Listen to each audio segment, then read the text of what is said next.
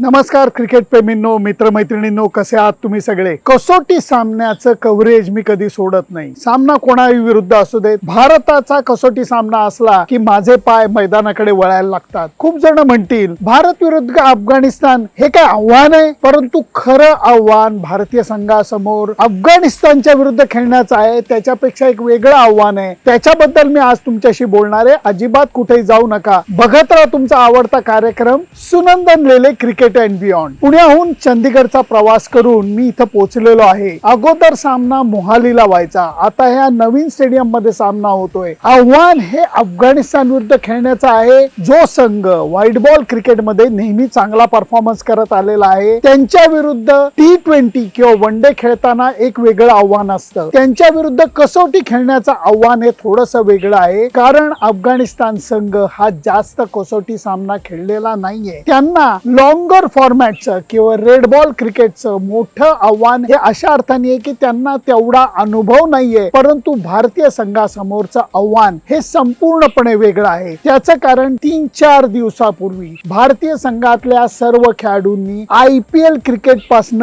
दूर येण्याचा पराक्रम केलेला आहे. काही खेळाडू असे आहेत की ज्यांनी अंतिम सामना खेळलेला आहे, आणि ह्याच्यामध्ये सर्वात मोठी कठीण आव्हानात्मक गोष्ट आहे ती बॉडी क्लॉकची. कारण भारतीय संघातले बहुतांशी खेळाडू IPL खेळत असताना पहाटे 2-3 वाजता झोपत होते, सकाळी 11, 12, 1 वाजता उठत होते आणि नंतर IPL सामन्याच्या दृष्टीने तयारीला लागत होते. हा त्यांचा प्रकार जवळजवळ 70-75 दिवस चालू होता. आणि आता जेव्हा ते चंदीगडला आलेले आहे तेव्हा त्यांना सकाळी 7:30-8 ला उठायचंय, त्याच्या पुढे त्यांना जिम करायचंय, त्याच्या पुढे त्यांना ब्रेकफास्ट करायचा आहे, आणि त्याच्या पुढे त्यांना टेस्ट मॅच क्रिकेटची तयारी करायची. या सगळ्या ज्या गोष्टी आहेत या आव्हानात्मक आहेत. त्याचं कारण असं आहे की तुम्ही कितीही इंटरनॅशनल लेवलचे खेळाडू असला आणि परिस्थितीची जुळवून घेण्याची सवय तुम्हाला असली तरी तुमचं शरीर त्याला मानतं की नाही. कारण झोपायची एक वेळ असते, उठायची एक वेळ असते, तयार व्हायची एक वेळ असते. याला तुम्ही गृहीत धरू शकत नाही की आता मी सांगितलं चुटकी सरशी सगळे बदल केले, असं होत नाही. भारतीय संघातल्या बहुतांशी खेळाडू जे IPL खेळत होते, सामने अगदी थोड्या प्रमाणातच दुपारी होते, जास्त करून सामने हे संध्याकाळी होते. अंधारामध्ये तुम्ही क्रिकेट खेळत होता आणि नंतर विश्रांती घेण्यासाठी पहाटेच्या वेळेला तुम्ही झोपत होता. तुम्ही सूर्योदय गेले 75 दिवसामध्ये बघितलेलं नाहीये. आणि आता मात्र जेव्हा तुम्हाला टेस्ट खेळायचंय त्यावेळची परिस्थिती वेगळी आहे, कारण सामना 9:30 किंवा 10 ला चालू होणार आहे. चंदीगडला आता मी सावलीमध्ये उभा आहे, काळजी घेण्याकरता सावलीमध्ये उभा आहे, कारण बाहेरचं जे तापमान आहे ते 35 ते 37 डिग्रीचं असतं. जेव्हा तुम्ही मैदानावरती जाता, विकेट वरती उभा राहता, त्यावेळेला तेच तापमान हे 37 ते 38 डिग्रीचं असतं. आणि या सगळ्याशी जुळवून घेत तुम्हाला रेड बॉल क्रिकेटचा आव्हान पेलून दाखवायचंय. म्हणायला गेलं तर अफगाणिस्तान विरुद्ध खेळण्याचं तेवढं प्रेशर येत नाही, कारण जेवढा हा संघ व्हाईट बॉल क्रिकेटमध्ये तरबेज आहे तेवढा रेड बॉल क्रिकेटमध्ये नाहीये. 2018 साली अफगाणिस्तानने भारताविरुद्धच पहिला कसोटी सामना खेळलेला होता. त्यावेळेला जो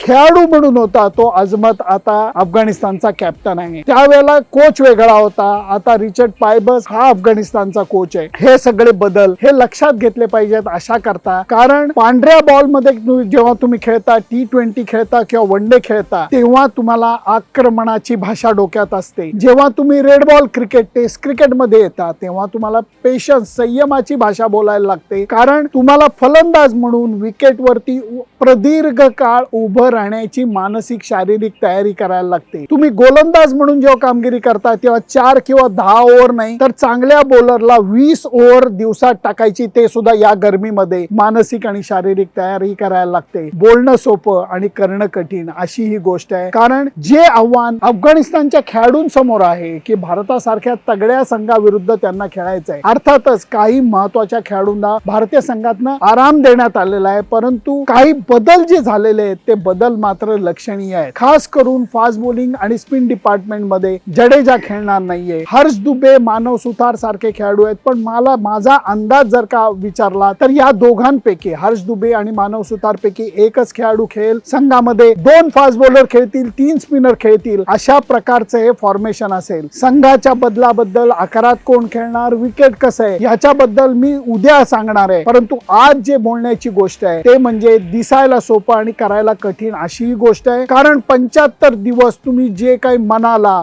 शरीराला समजावलेलं असतं त्याच्या एक्झॅक्टली विरुद्ध हे तुम्हाला खेळायला लागतं. बरेचसे जण म्हणतील त्यात काय एवढे त्यांना पैसे मिळतात, एवढं त्यांची सगळी सरबराई असते, चांगलं राहायला मिळतं, चांगलं खायला मिळतं, मग प्रॉब्लेम काय? परंतु हा प्रॉब्लेम दिसतो तेवढा सोपा नाहीये. याच्याकरता भारतीय संघाचा जो ट्रेनिंग करणारा खेळाडू आहे म्हणजे व्यायाम करणारा प्रशिक्षक आहे एड्रियन लेरू, हा भारतीय खेळाडूंना सकाळी उठून व्यायाम शाळेत जायला लावतोय, त्यांच्याकडनं एक्सरसाइज करायला लावतोय आणि नंतर 8-8:30 त्यांना ब्रेकफास्ट करायला लावतोय. कारण या 4-5 दिवसामध्ये जे काही त्यांना संधी मिळाली त्याच्यामध्ये हे बॉडी क्लॉक बदलून मग मैदानात उतरायचंय टेस्ट क्रिकेट खेळायला. आणि असंच टेस्ट क्रिकेट की ज्याच्यामध्ये स्पष्ट शब्दात बोलायचं झालं तर भारतीय संघाची कामगिरी चांगली राहिलेली नाहीये. भारतीय संघाने चॅम्पियन्स ट्रॉफी जिंकून दाखवली, भारतीय संघाने लागोपाठ 2 T20 वर्ल्ड कप जिंकून दाखवलेले आहेत, पण भारतामध्ये खेळत असताना कसोटी सामन्यामध्ये चांगली कामगिरी केलेली नाहीये. हे दूषण जर का पुसायचं असलं तर त्याच्याकरता संयम ठेवायला लागेल, त्याच्याकरता खेळामध्ये बदल करायला लागेल, त्याच्यामध्ये बॉडी क्लॉकचा बदल करायला लागेल आणि आक्रमणाची भाषा सोडून तुम्हाला संयमाची भाषा अवलंबावी लागेल. अफगाणिस्तानच्या संघामध्ये असे खेळाडू आहेत ज्यांनी द्विशतक सुद्धा केलेलं आहे. स्वतः कप्तान जो आहे अफगाणिस्तानचा याचा टेस्ट क्रिकेटमध्ये 2 द्विशतक आहेत. यांच्यामध्ये असेही काही बॉलर आहेत ज्यांनी 5 विकेट काढलेले आहेत. विकेट बद्दल अंदाज आता थोडासा सांगतो, डिटेल मध्ये उद्या सांगेन की आता भारतीय संघाचे जे प्रशिक्षक आहेत यांनी विचारपूर्वक काही बदल करायचा ठरवलेला आहे. एकदम भिंगरी स्पिन फ्रेंडली विकेट असणार नाही. चंदीगडचे विकेट हे कोरडा असेल परंतु सुरुवातीला बॅटिंग करता एकदम टकाटक असेल. या सगळ्याचा विचार करून भारतीय संघाला या वन ऑफ